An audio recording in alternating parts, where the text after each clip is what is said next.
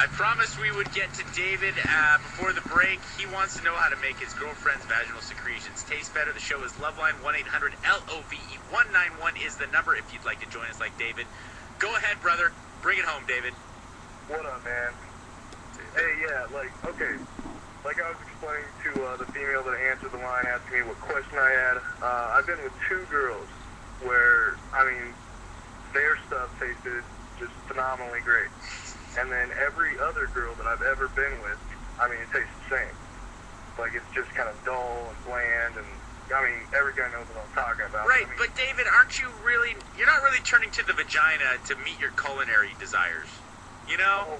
Well, freaking A, man. I mean, you know, if, you know, I go down on a girl, and, I mean, she tastes great, I mean, geez, I could be down. No, I mean, look, that's a big benefit that you get to go down on a girl, and it also tastes good. But what I'm saying is like, that's not really the reason you go there. And okay, now see, this is the thing, like, I mean, like, I know there was one guy that was on earlier that said, you know, he's not a big fan of it.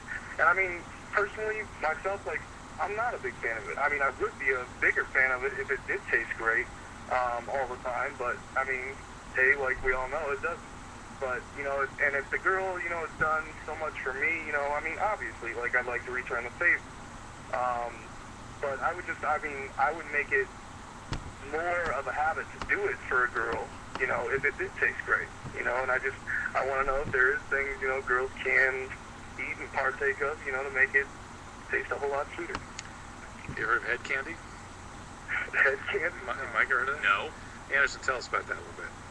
I'm not sure I really understand what it is. It's just a mint, basically, isn't it? Yeah, I don't know. There's stuff on the internet where you can buy it. It's supposed to make the whole experience of head taste better. David, what flavor would you choose if you could pick anything? Would it be like steak or something? Is it brie? What do we? I tell you, like, the 2 girls that I was with, you know, where it tasted really great, I gotta tell you, it kind of tasted like strawberries and cream, man. All right.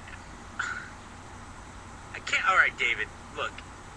You said you don't like doing it that much anyway. You do it because you want to please a woman, and that's really kind of why you do all sex acts. You know what I'm saying? Like, you want to do it because you want to please your partner and you want to make the experience as good as possible. So just go buy like a pack of Starburst and keep one in the back of your throat or something. You know what I'm saying? Like, really, I don't think you should be looking to try to internally change a chick so that she can taste better downstairs. None of that. I'm not sure. Well, first of all, maybe she used a douche or something or done something that wasn't even good for her. Yeah, does it taste like salad dressing? Or no, does it taste like sugar? No, yeah, it tasted like, okay, when it did taste good, you know, yeah, it tasted sweet, you know? Yeah, maybe she'd put something in there that is not good for her, and that you're not going to be finding all the time. And by the way, you don't pick your relationship choices based on the taste. Taste their secretions, yeah. And when she tastes good, that means you probably love her. I just did a quick Google search here.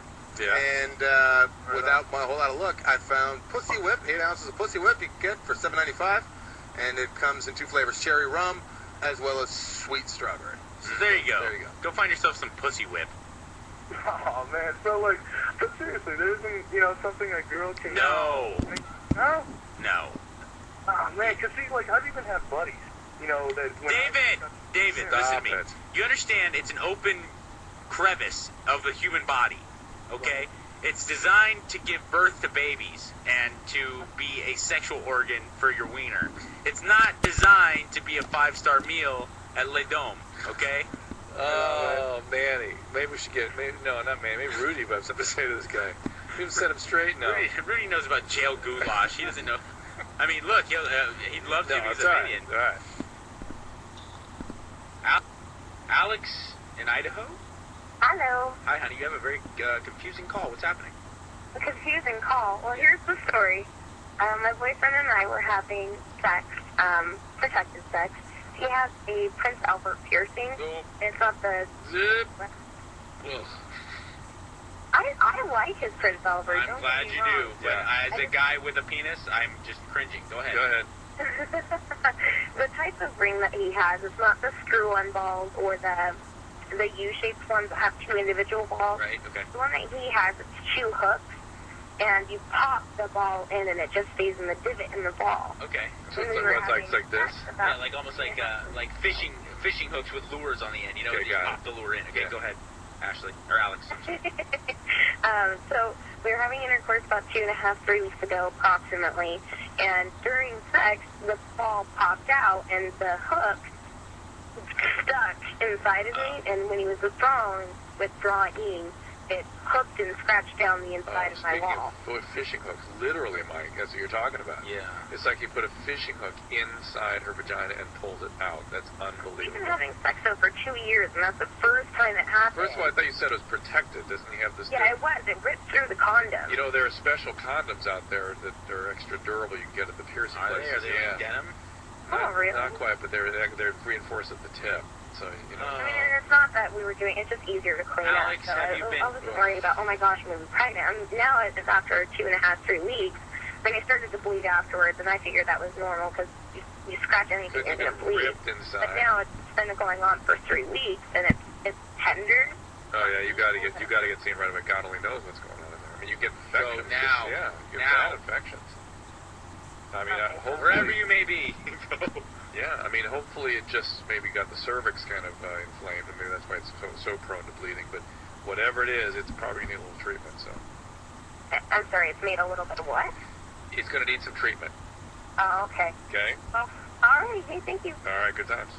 Bye. There's this guy at the at Gold Gym in Venice Beach, Dr. Drew, who has a Prince Albert.